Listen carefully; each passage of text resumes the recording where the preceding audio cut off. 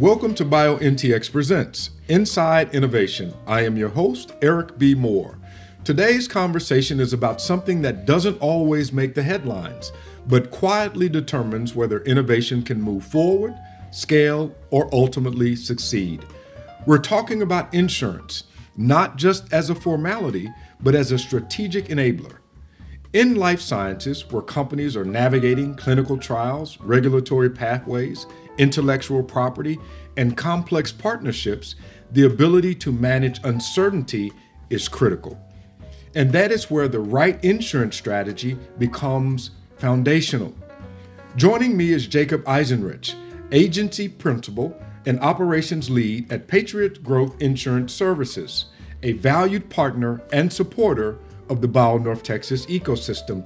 Jacob, welcome, and it is so great to have you here today. Welcome to the show. Thank you. Thank you for being here. So we're gonna jump right in, right? I'm the jump right in guy, right? Perfect. Yep. Right. So insurance. When most people think about insurance, they're like, "Oh my God, insurance." But we're gonna reframe that. Yes. We're gonna reframe this intro. So let's start by again that reframing. What most founders or operators, when they hear insurance, they think compliance or cost. From your perspective, what are they missing? And then how should they be thinking about insurance as part of their overall business strategy? What are they missing? And then secondly, how should they be thinking about it as part of that strategy? Yeah, very good.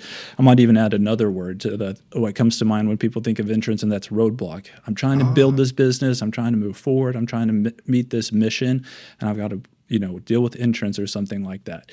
But really, insurance is just part of a larger domain of risk management. And it's interesting, you mentioned founders and entrepreneurs.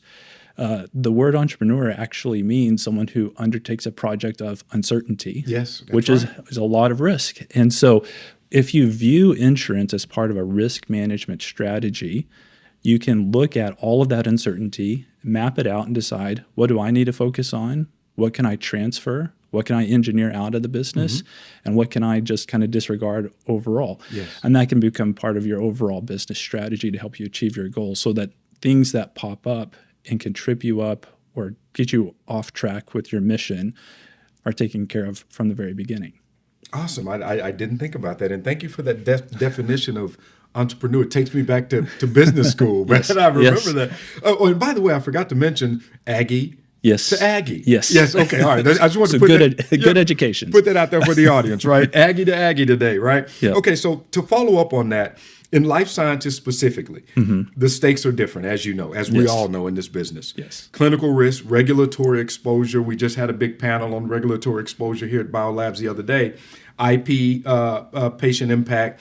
What makes this sector in your business, because I know you guys have various verticals, yes, right? And you were foundational in bringing this vertical to your practice. Yes. What makes this sector uniquely complex from an insurance standpoint? What are those complexities? Yeah, we just said that all businesses have risks, but not all businesses have the same risks. I kind of view it in three different primary domains from a risk standpoint. For a business, there's general business risk that everybody has. We might have a location, we have employees, we might have property, we might be driving vehicles on the road on behalf of our business. These are things that are common to almost everybody. Not all businesses have investors, but most biotech companies have some sort of investment component in there. That creates some investor relations risk and other financial risk that doesn't exist for every business. And that's all before we ever get to the science, the service, or the product that's being the foundational part of that life science business. So you have all of that, which is common to everybody. Maybe you have some enhanced financial and investor relations risk.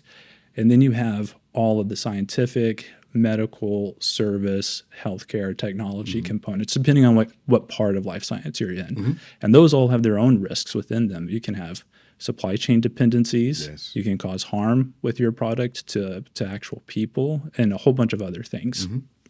Awesome. Well, a lot to think about, but it's important to think about it early. Yes. Right? To think about it early. So with that, we're going to transition to another segment, okay? Okay. This segment is titled Enabling Innovation and Growth.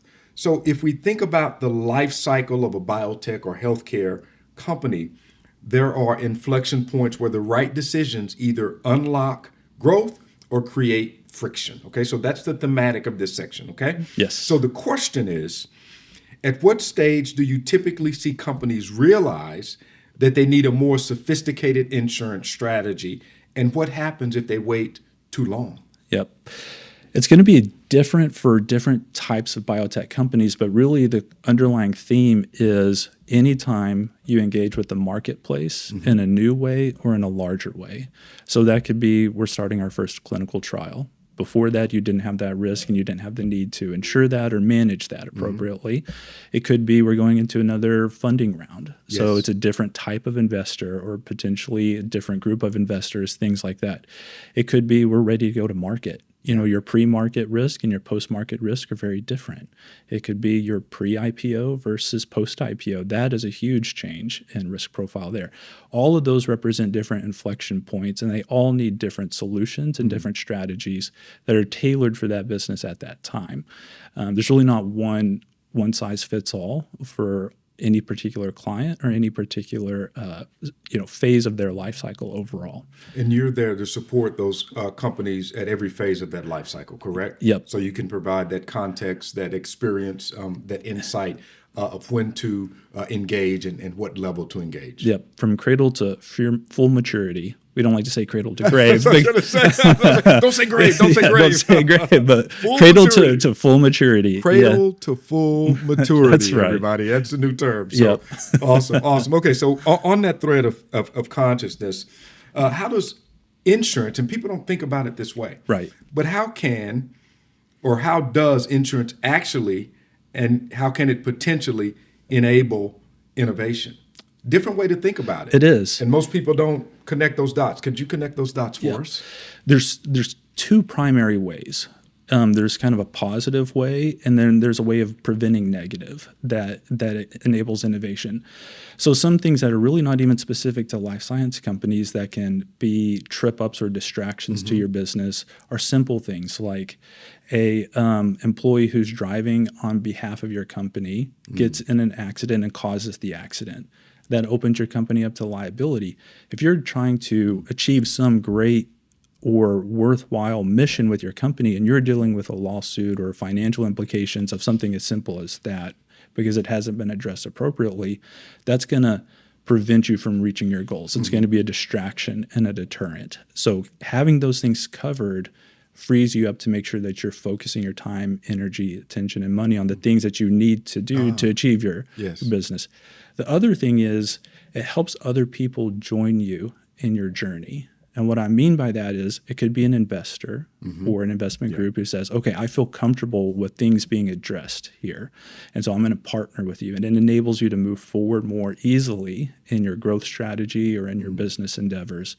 It can also help marketplace placement, help people feel comfortable that certain risks are proactively addressed. So this is a well-run company. This is, it's proactively addressing these things. I'm going to join them. I'm going to place their product with my clients or patients or something like that. In a lot of different ways, it can kind of support you in your growth journey. I love it. And thank you. We've had side conversations. I know you guys have been a big supporter of IC3.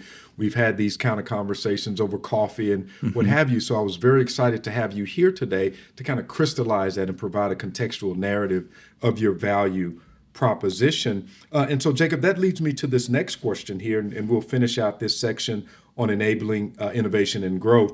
From your vantage point, we talked about the investors and enabling and all of those things. But from your vantage point, what are some of the most common gaps or blind spots you see in early and mid-stage life science companies? Obviously, you see what you see, but what sometimes you don't, what do you not see? Yep.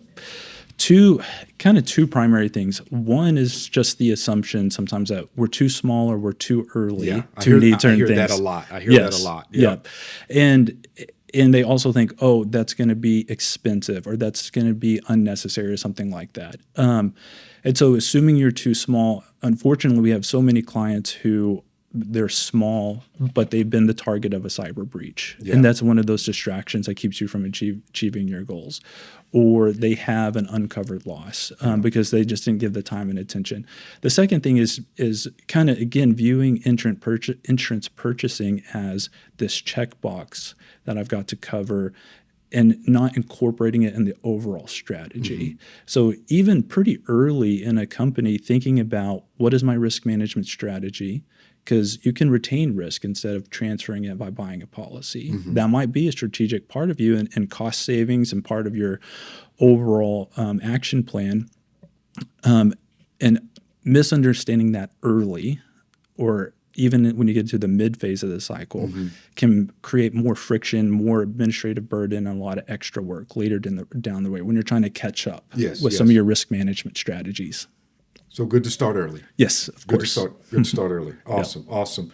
Okay, so now we're going to, Jacob, and thank you. I'm learning a lot today because I have a lot of conversations. We're at BioLabs, mm-hmm. so we've got a lot of early stage companies here, and they're dealing with a lot. In the background here, they're dealing with science. You can look in the back of the room here, and you've got scientists doing things, right? And so having an opportunity to bring this conversation to the forefront is extremely important, which leads me to the ecosystem perspective.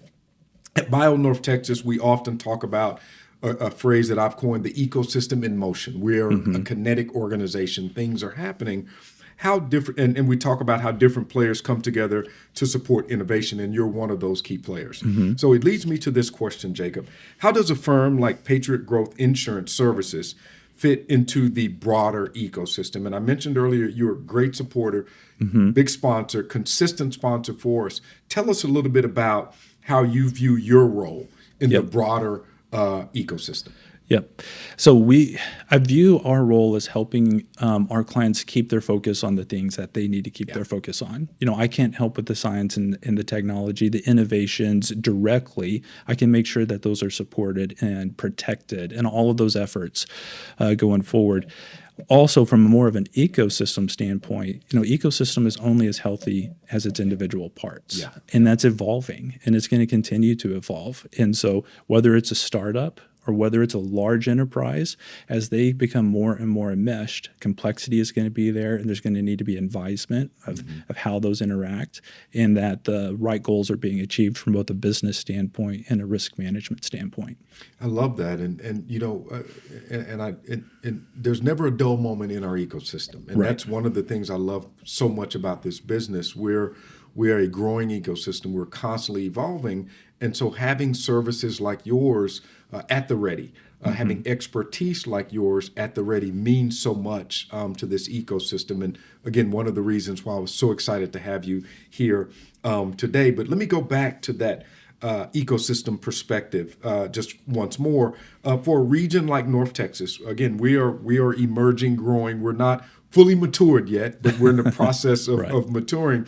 We're rapidly growing in biotech and healthcare innovation, all the great scientists happening from university and around us. What does it take from an insurance and risk management standpoint to support that kind of scale? Yep. Right?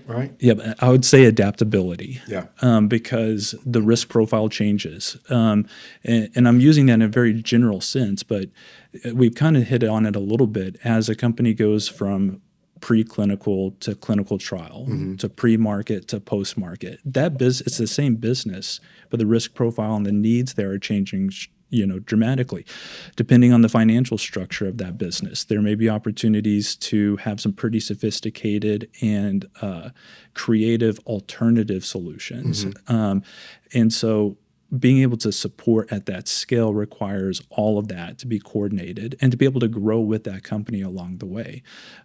Sometimes there's a lot of institutional history that we have as we work with companies that come from, maybe multiple leadership changes over the course of a decade, multiple growth strategies, pivoting to the market as necessary. We have that history that we can bring to bear and help make sure that we're achieving the goals that business has at that time. I love that.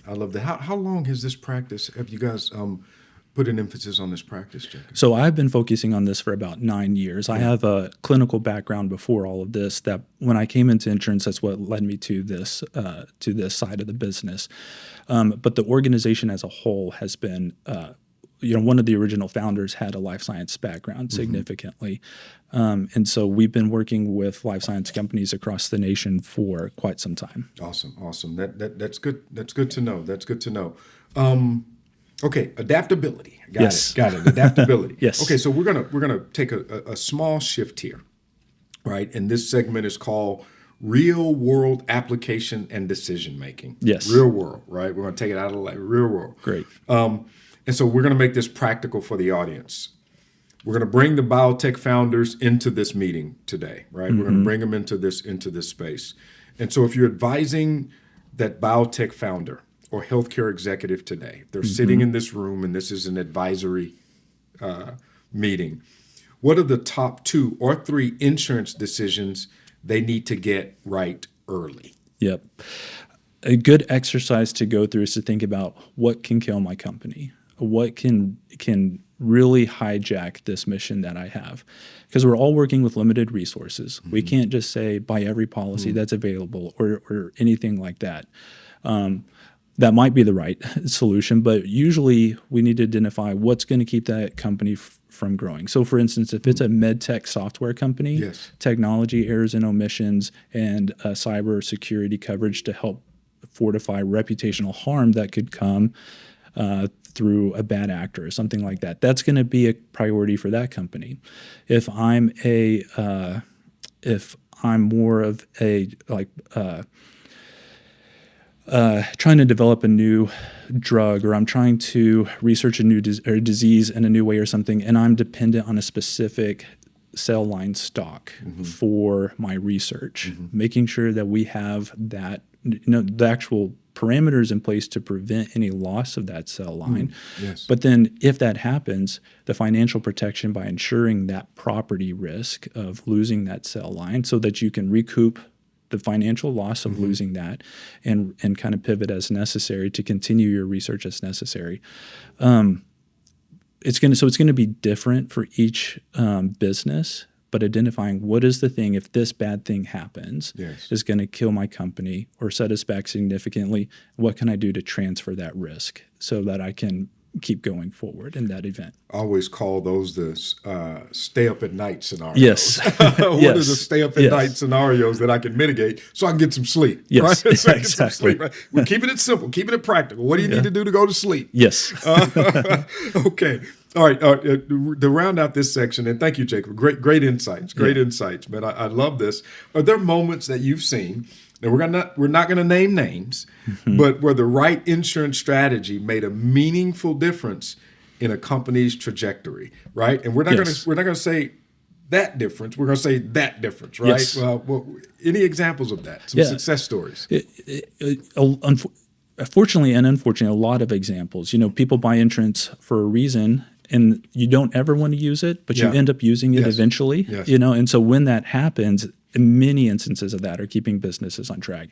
I mentioned earlier, like the risk of your employees driving on your behalf and getting in an accident and causing an accident. That doesn't seem like something we think about, or that's not even specific to life sciences. Stuff like that happens all the time. The business may not even have any vehicles, but they have employees driving. There's a really simple, affordable coverage to put in place to make sure that that's taken care of. So stuff like that happens on the daily basis. Have you gotten a call, Jacob? Have you gotten a call from a client and that the tenor and something happened, right? And unfortunately, hopefully nothing catastrophic, but just simply saying thank you for advising on this. Have you had that call? Because at the end of the day, it boils down to that. Yes. Hey, Jacob, man, look, we had a problem.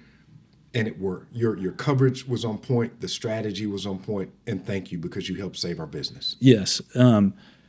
Workers' compensation, that happens more often than you might realize, where employees have been able to maintain their income, get medical care, and continue to work. And that's very impactful to that employee, but also to that business. That kind of stuff happens all the time.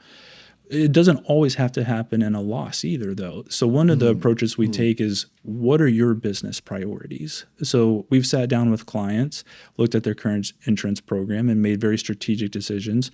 We're going to move forward in a different way with this coverage versus that coverage to achieve their goals, maybe contain cost as much as possible, things like that. We've gotten a number of calls about that. Like, I feel like I know what my insurance plan is and why it's there and how it aligns with my goals, rather than just being told, this is what I need to buy this time. Got it. All of that. So there's things like that. I was going to say the other way that we see this positively help businesses in the past is, we've had clients who are going to either purchase or sell another business. We've had some who are not prepared for the financial transaction fully and the insurance implications that come there. And so when we can be part of that conversation with them, we put things in place that really expedite or help not slow down that transaction as much as possible too. So there's lots of different ways that engaging in that can help with your overall business goals. Awesome. Well, we're going to wind it down here. We got 2 more questions. This has been good, man. This is good, and it's a beautiful day today. Yes, it is. So this is personal.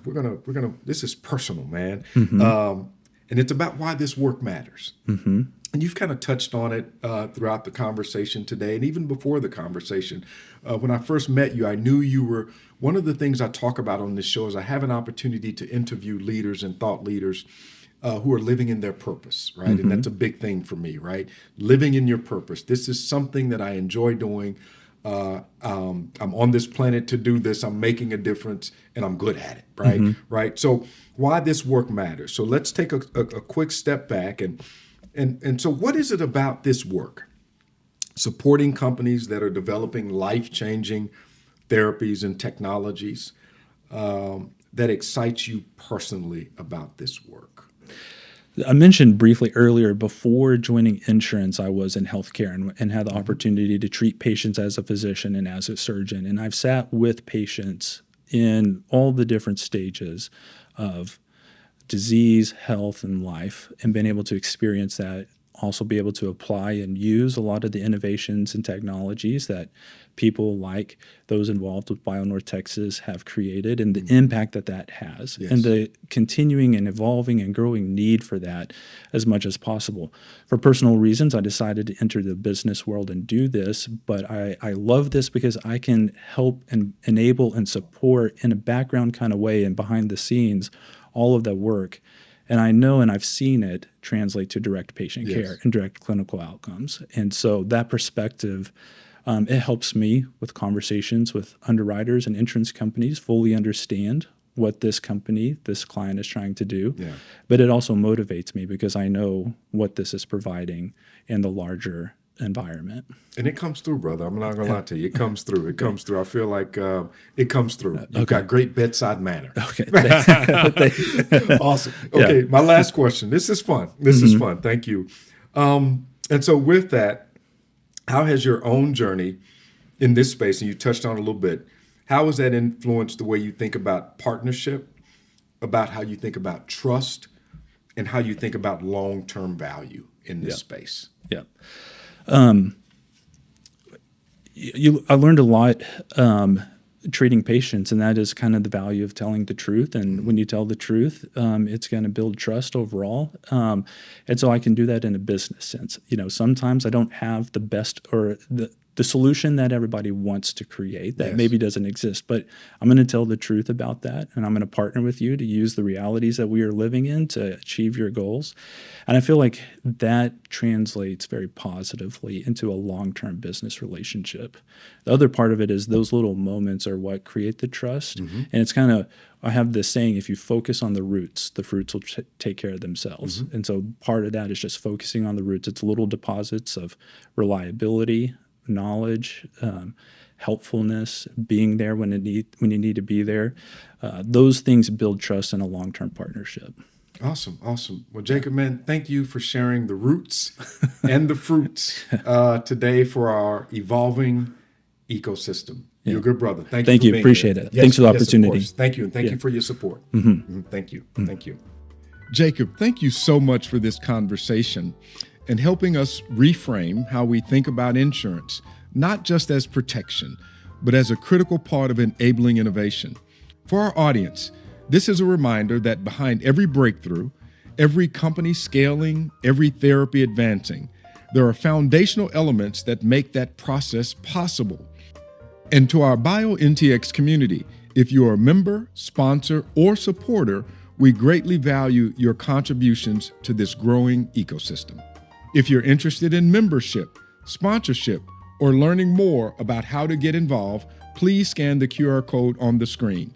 I am Eric B. Moore. Thank you for joining us on Inside Innovation. Until the next time, be well.